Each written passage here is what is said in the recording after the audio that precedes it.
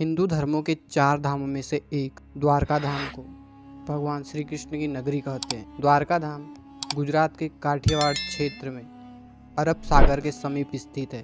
श्री कृष्ण की द्वारका नगरी के जल में विलीन होने की कई पौराणिक कथाएं प्रचलित है। चलिए जानते हैं भगवान श्री कृष्ण की द्वारका नगरी के डूबने के पीछे क्या वजह थी। श्री कृष्ण की द्वारका नगरी के डूबने के मुख्य 2 कारण बताए जाते हैं। पहला कारण गांधारी का श्राप।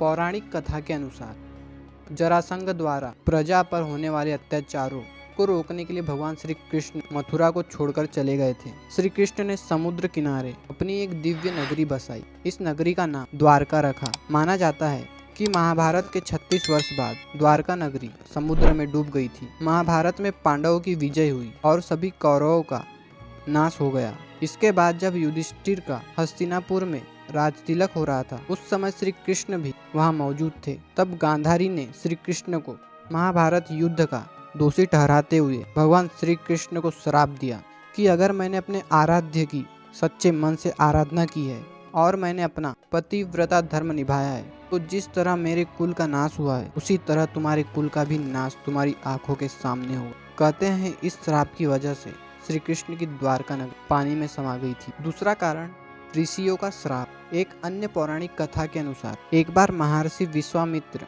देव ऋषि नारद कर्ण द्वारका गए थे। तब यादव वंश के कुछ लड़के ऋषियों के साथ उपहास करने के प्रयोजन से श्री कृष्ण के पुत्र शाम को स्त्री के रूप में ले गए और ऋषियों से कहा कि यह स्त्री गर्भवती है, आप इसके गर्भ में पल रहे शिशु के बारे में बताइए कि क्या जन्म लेगा।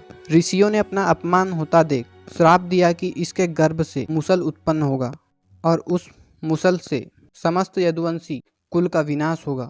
उसके पश्चात सभी यदुवंशी आपस में लड़ लड़कर मरने लगे। सभी यदुवंशियों की मृत्यु के बाद बलराम ने भी अपना शरीर त्याग दिया था। श्री कृष्ण पर किसी शिकारी ने हिरण समझकर बाण चला दिया था, जिससे भगवान श्री कृष्ण देवलोक चले गए। उधर जब पांडवों को द्वारका में हुई अनहोनी का पता चला तो अर्जुन तुरंत द्वारका गए और श्री कृष्ण के बचे हुए परिजनों को अपने साथ इंद्रप्रस्थ लेकर चले गए। इसके बाद देखते ही देखते पूरी द्वारका नगरी रहस्यमय तरीके से समुद्र में समा गई।